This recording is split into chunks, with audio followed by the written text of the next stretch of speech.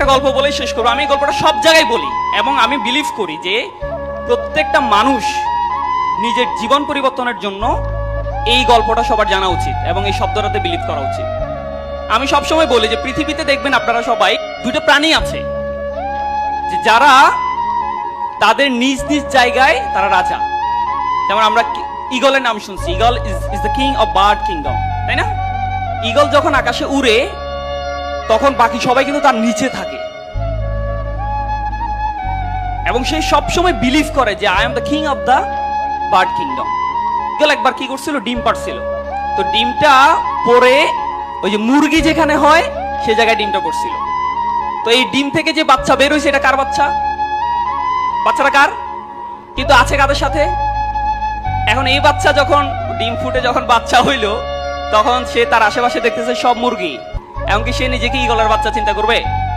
করবে বলেন? সো নিজেকে বরাবরের মতো ওই মুরগির বাচ্চাই চিন্তা করলো। করে যখন সে একটু বড় হচ্ছে, লাফাইতে দেখে, তার মাকে বলতেছে যে এরা লাফায় কেন, এত লাফায় কেন? বলছে তুমিও পারবে একটু লাফাইতে। তো লাফায় এতটুকু উঠে। সে বিলিভ করছে যে মুরগি মানে হচ্ছে এর চেয়ে বেশি উঠতে পারে না, তাই তো নাকি? কিন্তু আসলে কি সে মুরগি ছিল? ছিল না। তো সে কিন্তু মুরগি না, সে কিন্তু ঈগল। সে যদি বিলিভ করতো যে I am the king of the bird kingdom, তখন কিন্তু সে আকাশে থাকতো।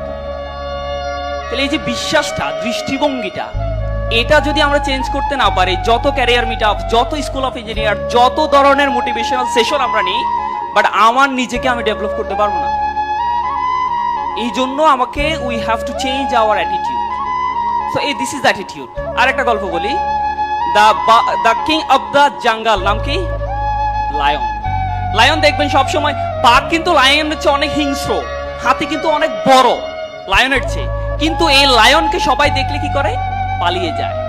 কারণ ওই যে বাঘ, ওই যে আপনার জিরাফ আছে, তারা কিন্তু অনেক বড়, বাট বিলিভ করে the eater is coming to me.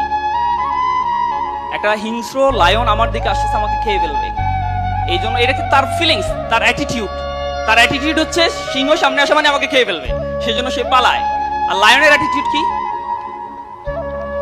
I need to take my lunch. I am so much hungry. সামনে যা আছে সব খাই ফেলতে হবে। কি জিরাফ, কি এলিফ্যান্ট, I don't care, আমার খাইতেই হবে তাকে। This is the attitude. আমরা যদি আমাদের অ্যাটিটিউড চেঞ্জ করতে পারি, আমরা যদি একটু, এই অ্যাটিটিউড চেঞ্জ হলে কনফিডেন্ট বাড়বে। আপনি যত জিরো পান আর কনফিডেন্ট হাই বলেন, এগুলো দিয়ে লাভ নাই আসলে।